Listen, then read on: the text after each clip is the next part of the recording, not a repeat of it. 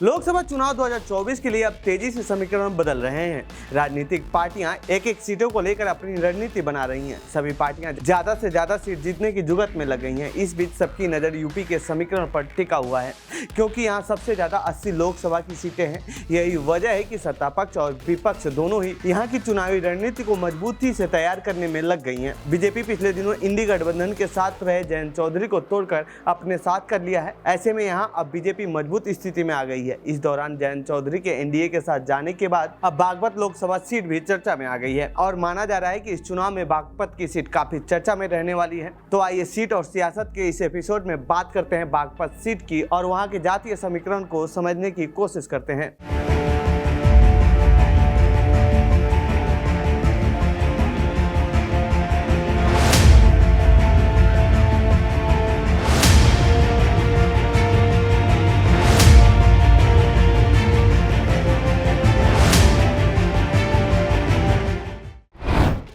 कब बनी थी बागपत की लोकसभा सीट?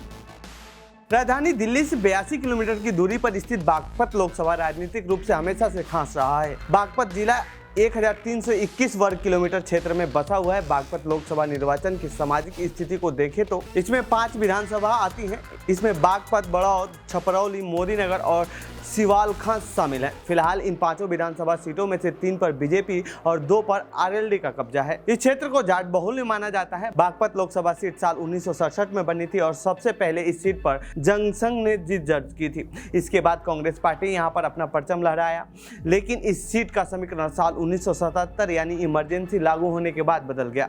इमरजेंसी के बाद हुए लोकसभा चुनाव में बागपत से पूर्व प्रधानमंत्री स्वर्गीय चौधरी चरण सिंह ने यहां से चुनाव लड़ा और जीत दर्ज की।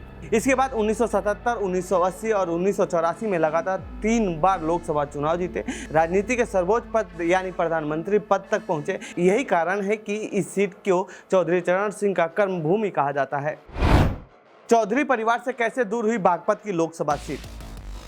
यहाँ से सांसद रहते हुए 29 मई 1987 को चौधरी चरण सिंह का स्वर्गवास हो गया। साल 1989 के लोकसभा चुनाव में उनके बेटे अजीत सिंह ने लोकसभा चुनाव लड़ा और जीत दर्ज की। इसके बाद लगातार इस सीट से वो 6 बार सांसद बने। पहली बार साल 1998 में भाजपा के सोमपाल शास्त्री ने उनको शिकस्त दी। तब अटल सरकार के दौरान वह सांसद चुने गए थे। इस दौरान साल 1997 में मायावती सरकार ने बागपत को जिला घोषित कर दिया। साल 1998 के बाद फिर ये सीट आरएलडी यानी चौधरी चरण सिंह के परिवार के पास आ गई। साल 2014 के लोकसभा चुनाव में मोदी लहर के दौरान अजीत सिंह यहां से फिर चुनाव हार गए। हारे ही नहीं बल्कि वह तीसरे नंबर पे चले गए और यहां से सांसद चुने गए बीजेपी के डॉक्टर सत्यपाल सिंह। साल 2019 के चुनाव में चौधरी अजीत सिंह के बेटे जयंत चौधरी ने अपनी किस्मत को आजमाया, लेकिन देश की बदलती राजनीति ने उनको भी जीत का स्वाद नहीं चखने दिया। जयंत चौधरी करीब 25,000 वोटों से हार गए। कैसा है वहां का चुनावी समीकरण?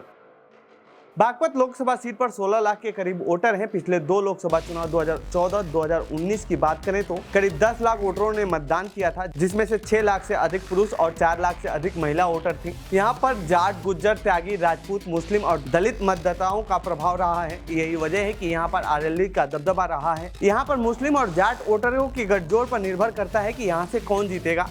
यहाँ मुस्लिम मतदाताओं की संख्या लगभग 3.5 लाख है, जबकि दूसरी बड़ी आबादी जाट वोटर्स की है, जिनकी संख्या 4 लाख के करीब है। इसके अलावा इस सीट पर 1.5 लाख के करीब दलित मतदाता हैं। चौथी बड़ी आबादी यादवों की है, जिनकी संख्या 50,000 के आसपास है। गुज्जर और राजपूत दोनों जातियों के वोटरों को मिला दिया जाए तो ये करीब 1 लाख के ऊपर है। इसके अलावा ब्राह्मण त्यागी की जनसंख्या लगभग 70,000 है, जबकि पिछड़े और अन्य पिछड़े वोटर भी यहाँ काफी तादाद में है। तो ये थी बागपत सीट से जुड़ी हमारी रिपोर्ट। आपको कैसी लगी ये रिपोर्ट कमेंट बॉक्स में बताएं। साथ ही इस पूरे मामले पर आप क्या कहना चाहते हैं कमेंट बॉक्स में लिखें। बाकी देश दुनिया की खबरों के लिए बने रहिए जनसत्ता के साथ। धन्यवाद।